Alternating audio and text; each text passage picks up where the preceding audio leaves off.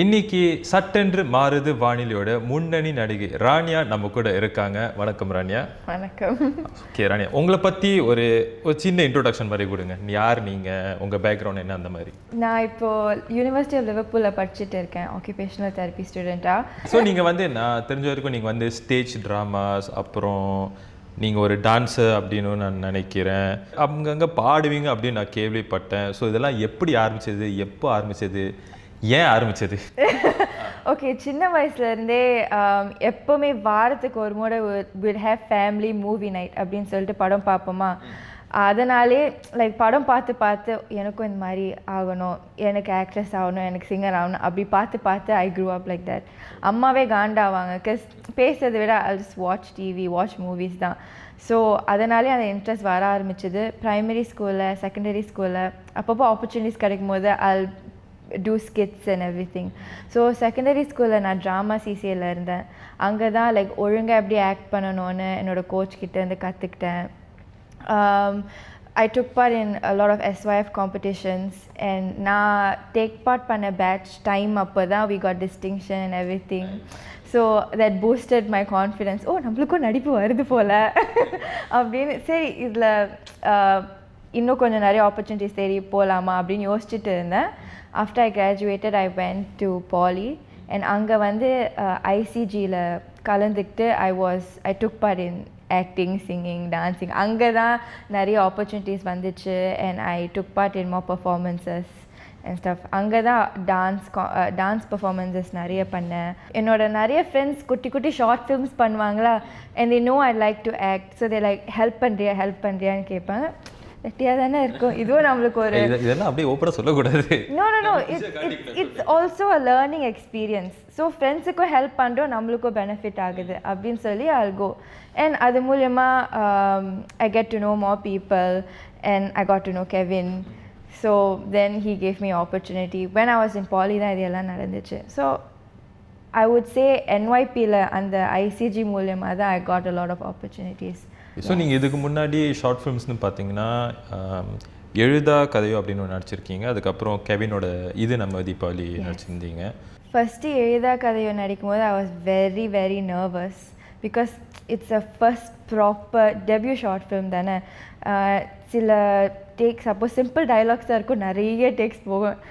I'll start to doubt myself and everything, but then I'll think சின்ன வயசு கனவு, you have to do it அப்படின்னு சொல்லிட்டு I give my best. And என்னோட friends தான் director, ADs and everything.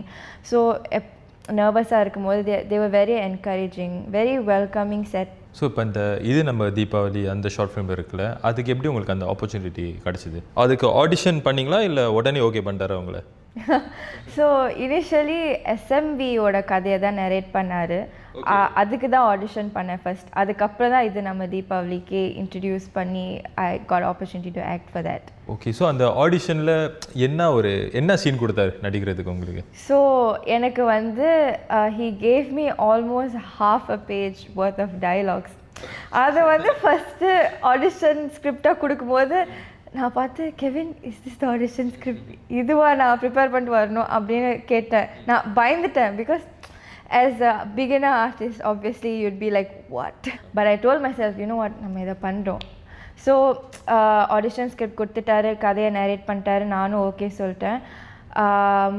when I went to my family they were very supportive of it. So ஆடிஷனுக்கு முன்னாடி நாங்கள் night ஃபுல்லாக உட்காந்து ரீடிங் த்ரூ த ஸ்கிரிப்ட். அம்மாவும் teacher மாதிரி முன்னாடி உட்காந்து she'll make sure that I'm saying the correct thing. நம்புற மாதிரி இல்லையே.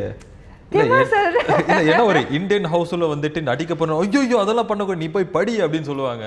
என்னோட ஃபேமிலி வந்து ஸ்ட்ரிக்ட் தான், but they let me follow my passion. And I think SMV was அவங்கக்கிட்டையும் கதையை சொல்லும் போது they really liked the story and everything, so they were supportive.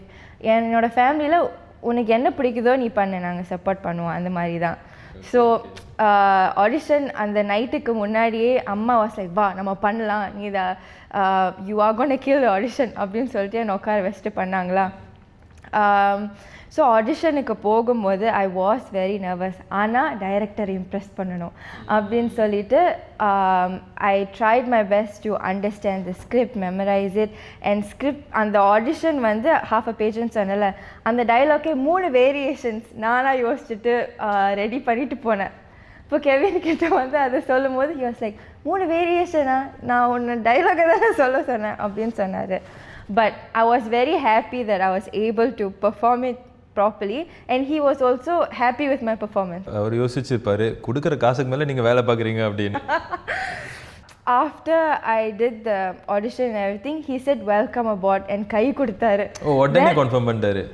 I mean audition பண்ணும்போது he did like say இதை கொஞ்சம் change பண்ண, அது கொஞ்சம் change பண்ணுன்னு ஆடிஷன் அப்போவே சொல்லிட்டாரா. நானும் பயந்து I'm trying to work with whatever is happening because I really want this opportunity. It's a big step for my acting career and everything. But he was also very patient, very understanding and கூட work பண்ணார்.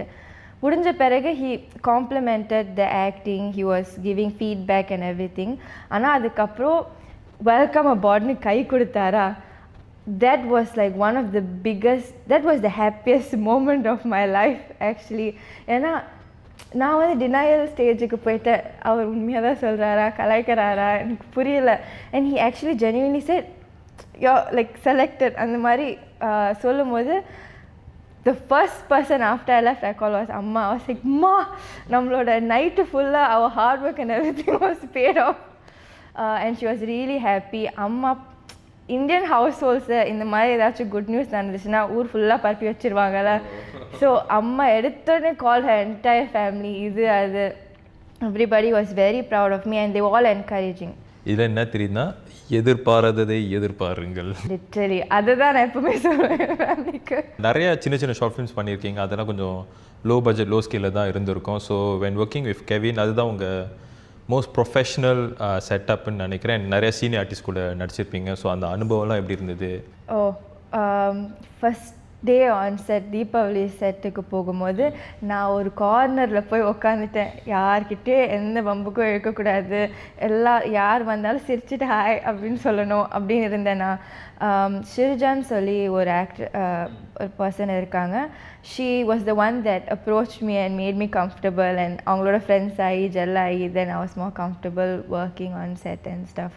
But senior like artist, நல்ல சீசனான artist எல்லாம் வரும்போது அப்படியே வேத்து கொட்டும். Because you don't want to say the wrong thing and get on their bad side and stuff. So அந்த மாதிரி initially கஷ்டப்பட்டேன். பட் போக போக they also recognize and be like உனக்கு நடிப்பு வருது. Like some people actually approach me and when they appreciate your acting you feel more comfortable. A lot of people did that in these 2 sets. So Kevin was very easy to work with lah. Yes. So திட்டினது ஏசுனது எது? வாங்க சொல்லுங்க. You see settle திட்டுறது, அதுக்கப்புறம் shoot எல்லாம் முடிஞ்ச பிறகு we'll still be friends. That's how it's supposed to be. So he maintained that, so அது வரைக்கும் எனக்கு சந்தோஷம். And of course when you don't know some stuff then like proper move பண்ணக்கூடாது, பட் நான் தெரியாமல் இது பண்ணுவேன் அது பண்ணுவேன். I'm supposed to not sit here but I'll go sit there. அந்த மாதிரி பண்ணும்போது திட்டு வாங்குவேன். or சில தடவை will have bad days on set. அது எல்லாம் நார்மல் தானே. he understands all of that. So எப்படி இதுக்காக ப்ரிப்பேர் பண்ணீங்க? இது ஆக்சுவலி உங்கள் வாழ்க்கை பிரதிநிதி அந்த மாதிரி நினைக்கிறீங்களா? டெஃபினெட்லி வித்யா இஸ் ராணியா அப்படின்னு நான் சொல்லுவேன். In many ways. கெவின் என்கிட்ட இந்த கதையை நரேட் பண்ணும்போது I was like ஆஹா என்ன மாதிரியே இருக்கே என் கதையை சுட்டு உங்கள்கிட்ட சொல்கிறேன். Not ditto but a lot of similar stuff.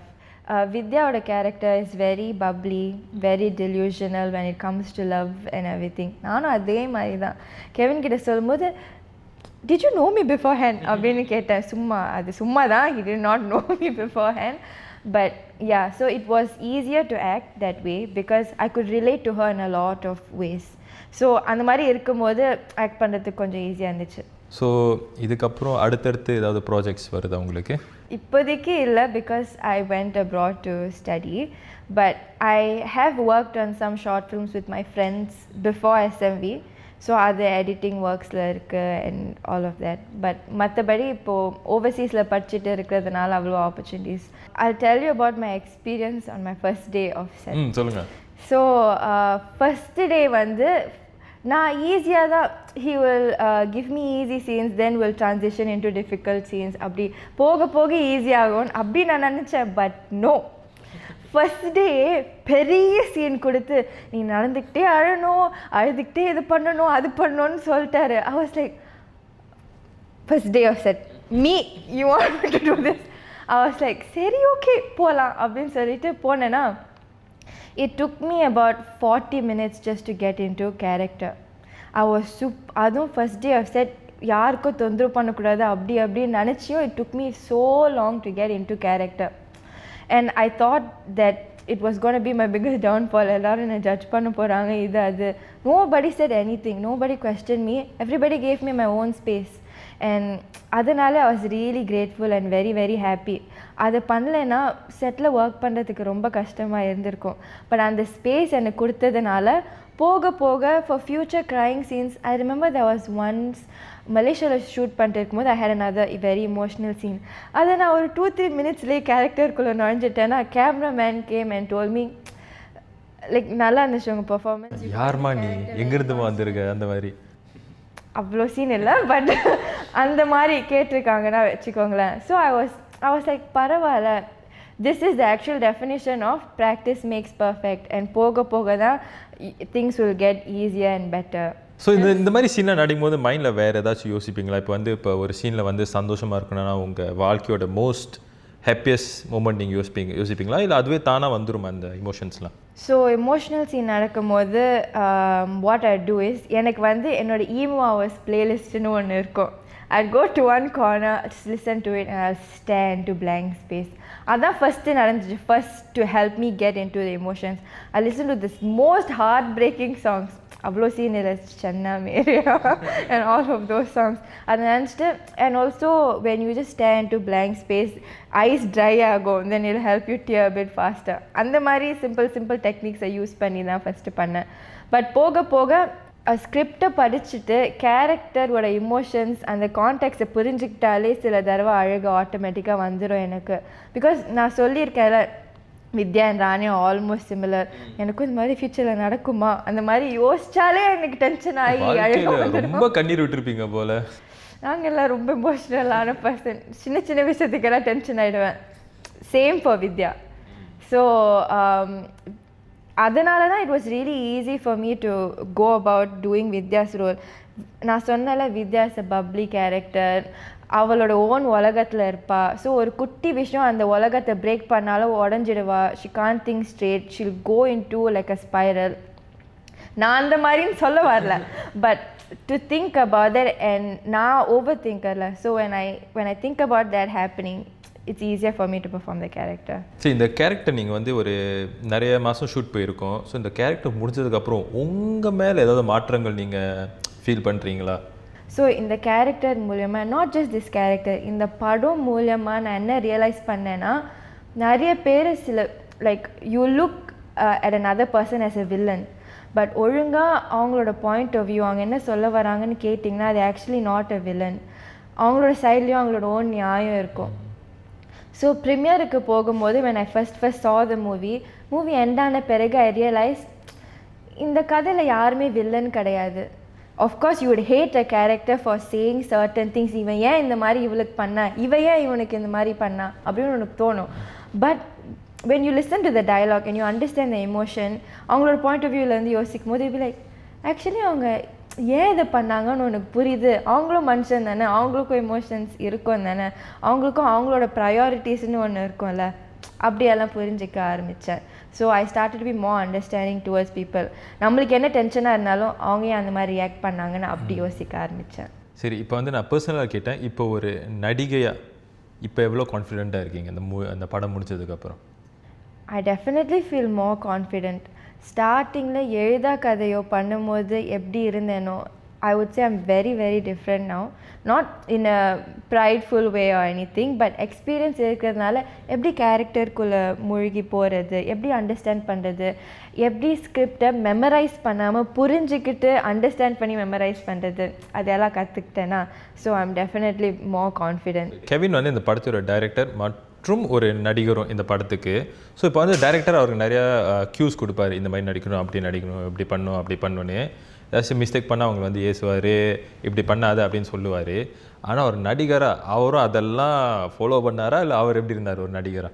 Actually கெவினோட acting நான் ஒரு தடவை தான் பார்த்துருக்கேன் நான் ஷார்ட் ஃபிலிமில். மற்றபடி I don't really know much about his acting. என்னோட டைலாக் எப்படி சொல்லணும் அந்த போர்ஷனில் தான் அவரோட ஆக்டிங்கை பார்த்துருக்கேன்.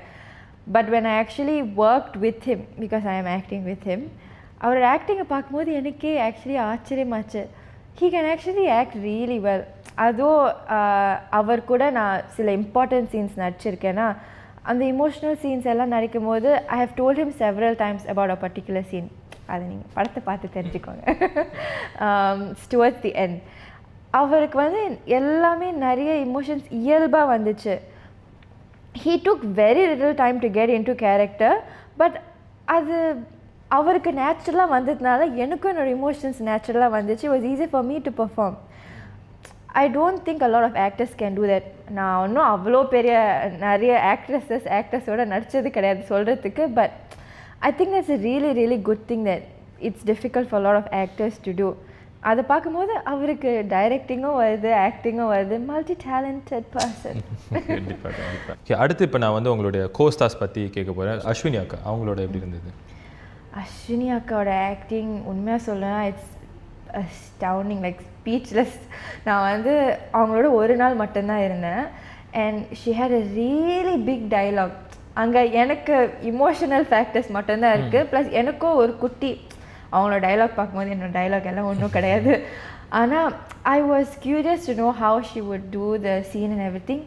ஒன் டேக்கில் முடித்தாங்க வித் ஆல் த எமோஷன்ஸ் பக்காவாக.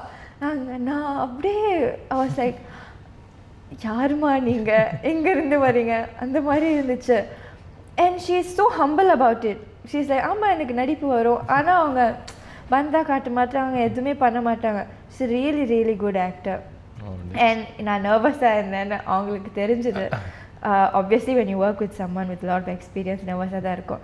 ஆனால் she did make it worse for me. என் கூட கம்ஃபர்டபுளாக இருந்தாங்க, எனக்கு கொஞ்சம் டிப்ஸ் கொடுத்தாங்க, அவங்களோட எக்ஸ்பீரியன்ஸஸ் என் கூட ஷேர் பண்ணாங்க. It's very comfortable person to work with. இப்போ நிவாவோட நடிச்சிருந்தீங்கல்ல? Niva, one thing about hers, அவங்க வந்து கேரக்டருக்குள்ளே குயிக்காக நுழைஞ்சிடுவாங்க. That was another thing that stressed me actually. ஏன்னா எனக்கோ நிவாக்கோ அஸ்வினி அக்காவோடையோ சீன் இருந்துச்சா, அவங்க ரெண்டு பேரும் டக்குன்னு கேரக்டருக்குள்ளே மூழ்கிட்டாங்க. எனக்கு தான் கொஞ்சம் டைம் எடுத்துச்சு, செம்ம டென்ஷன் ஆகிட்டேன். ஆனாலும் அவங்க என்னை எக்ஸ்ட்ராவாக டென்ஷன் படுத்தாமல் they were both okay. But yeah, especially எனக்கும் நிவாக்கும் மட்டும் இமோஷ்னலான சீன்ஸ் இருக்கும்போது she can get into character really quickly. She can deliver her dialogues quickly. That is one admirable thing about her. நானும் அவங்க கூட வேலை செஞ்சுருக்கேன். Very easy to work with and very nice to work with. குயிக்காக கேரக்டருக்குள்ளே போயிட்டு குயிக்காக கேரக்டர்லேருந்து வெளியில் வந்துடுவாங்க. ஐம் லைக், என்னப்பா. ஓகே, கடைசியாக இந்த கோஸ்டார் சிவா சார், அவரோட எப்படி இருந்தது? Shiva sir is very natural actor. And Ashwini அக்கா மாதிரி தான் அவங்களும் லைக் ஒன் டேக்கில் எல்லாத்தையும் பண்ணிடுவாங்க. இனிஷியலாக அவர் கூட பேசும்போது the way he was talking to me is super calm. அவர் like he is a pioneer actor, very very big star. ஆனால் அந்த மாதிரி லைக் அவர் கூட பேசும்போது he will never show that. First few times பேசும்போது எனக்கு கலாய்க்க ஆரம்பித்தார். I was like, ஆஹா, இப்போ நம்ம திரும்ப சொன்னால் லைக் இதுவாக ஆகும். லைக் ஐ வாஸ் லைக், இப்போ நான் ஜாலியாக உங்களோட பேசுறதா இல்லைனா அமைதியாக இருக்குதா, அந்த மாதிரி எனக்கு தெரில. But he was still a person you can be comfortable with. He will be like, இந்த dialogue இப்படி சொல்லு, அந்த dialogue அப்படி சொல்லு, நான் கேட்காமலே. So that's one thing I appreciate about him, and the fact that he's natural. Yeah, it's really cool to work with this kind of artists. ஏன்னா அவங்கள பார்க்கும்போது வாவ், இப்படி படத்தில் தான் இந்த மாதிரியெல்லாம் பார்ப்போம், ஆனால் நேரில் அவங்களோட நடிப்பை பார்க்கும்போது it's very very admirable to see. Okay, இப்போ ஒரு சின்ன குயிக் ஃபயர் ரவுண்ட் மாதிரி விளையாடுவோம். ஓகே, ஃபர்ஸ்ட் வந்து ஒரு வார்ம் அப்காக உங்கள் பர்சனல் திங்ஸ்லாம் நான் கேட்குறேன், நீங்கள் டக்குன்னு பதில் சொல்லணும். ஓகே, சிம்பிளாக தான் கேட்பேன். இப்போ ஒரு எக்ஸாம்பிளுக்கு, உங்களுக்கு பிடிச்ச உணவு? Chicken. Song that's on repeat? Hey சிந்தாரா. படத்தோட அந்த எஸ், வாழ்க்கையை ஒரு படம்னா என்ன ஜானரில் இருக்கும்? It's rom-com mixed with drama. Oh, கொஞ்சம் ஸ்பைஸ். ஓகே, உங்களுடைய ட்ரீம் ரோல் என்ன? இந்த Black Widow அதெல்லாம் பார்த்துருக்கீங்களா? I've always wanted to have like fight scenes. I've always wanted to have அந்த மாஸான moment. One word to describe yourself in set. Bubbly. One word to describe director Kevin. Tension. சரி, most memorable moment on set. Oh, okay. So it's a very emotional scene. அந்த சீனுக்கு தான் நான் ரொம்ப ரொம்ப பயந்தேன். Because the first few days of shootல அந்த scene தான் very demanding scene. So கஷ்டப்பட்டு ப்ராக்டிஸ் பண்ணி சீனை பண்ண பிறகு ஐ வாஸ் வெரி ஸ்கேர்டில். ஏன்னா எல்லோரும் என்ன நினைப்பாங்க, ஃபீட்பேக் என்னவா வரும். a lot of people on set என்னை அப்ரோச் பண்ணிட்டு என்கிட்ட வந்துட்டு ஆக்சுவலி நீ சூப்பராக நடிக்கிற, குட் ஜாப், இப்படியே கண்டினியூ பண்ணு அப்படின்னு சொன்னாங்க. I was so happy. Was அப்படின்னா நம்ம ஓவராக நினைக்கல, நம்மளை பற்றி ஆக்சுவலி நல்லா தான் நடிக்கிறோம் அப்படின்னு நினச்சேன். சரி, கடைசியாக குயிக் ஃபயர் கேள்வி, டக்குன்னு பதில் சொல்லணும். இது ரொம்ப முக்கியமான கேள்வி. இதுக்கப்புறம் கெவினோட நீங்கள் வேலை பார்ப்பீங்களா இல்லையா? டக்குன்னு சொல்லுங்கள். Definitely. Okay, definitely I will. சரி, இந்த இன்டர்வியூ முடிக்கிறதுக்கு முன்னாடி ஒரே ஒரு கேள்வி. சட்டென்று மாறுது வானிலை, இந்த திரைப்படம் எதுக்காக மக்கள் பார்க்கணும்? Actually, I really like this question. I was wanting to talk about this. இந்த படம் வந்து எல்லாருக்கும் இல்லை, இட்ஸ் நாட் ஃபார் எவ்ரிபடி. உண்மையிலே உட்காந்து புரிஞ்சாதான் புரியும், இல்லைன்னா இது வேஸ்ட் ஆஃப் டைம் அப்படின்னு பீப்புள் நினைப்பாங்க. ஏன் பீப்புள் பார்க்கணுன்னா, நான் ஏர்லியாக சொன்னால it makes you understand other person's point of வியூன்னு. நிறைய பேர் சொசைட்டியில் நேரோ மைண்டடாக இருக்கிறாங்கன்னு நினைக்கிறேன். இதுதான் தப்பு, இதுதான் கரெக்டு, ஏன் இந்த மாதிரி நடக்குதுனால நீ கேள்வி கேட்கக்கூடாது, இதை பண்ணலைன்னா நீ தப்பு, இதை பண்ணலைன்னா ஓரமாக தள்ளிடுவாங்க. அந்த மாதிரி எல்லாம் திஸ் படம் will prove you wrong. Because when a person does something that they are doing to protect themselves, நம்ம you're not thinking about me, நீ உன்னோட சுயநலத்தை பற்றி தான் நினச்சிட்டு பண்ணுற அப்படின்னு நினச்சிட்டு போயிடுவாங்க. பட் திஸ் படம் மேக்ஸ் யூ ரியலைஸ் ஏன் அவங்க அந்த மாதிரி பண்ணாங்க. அவங்களும் மனுஷன் தானே, அவங்களும் அவங்களோட ஓன் சந்தோஷத்தை பார்த்து தானே போகணும். This movie will make you think about that, and I think that's very important for everybody to think about. So அதனாலே I think this movie is very important. ரொம்ப நன்றி ராணியா, என் கூட கேள்வியெல்லாம் கொஞ்சம் தாங்கிட்டு பதில் சொன்னதுக்கு ரொம்ப நன்றி. இந்தியாவில் இப்போ வந்து படத்துக்கு நிறைய நல்ல ரெஸ்பான்ஸ் வந்திருக்கு. ஸோ ஃப்யூச்சரில் மலேசியா, சிங்கப்பூர்னு ரிலீஸ் பண்ணும்போது இன்னும் பெட்டராக ரெஸ்பான்ஸ் வரும், கண்டிப்பாக வரும். உங்கள் நடிப்பையும் பாராட்டணும் அப்படின்னு என்னுடைய வாழ்த்துக்களை நான் தெரிவிச்சுக்கிறேன். Thank you. நன்றி ராணியா.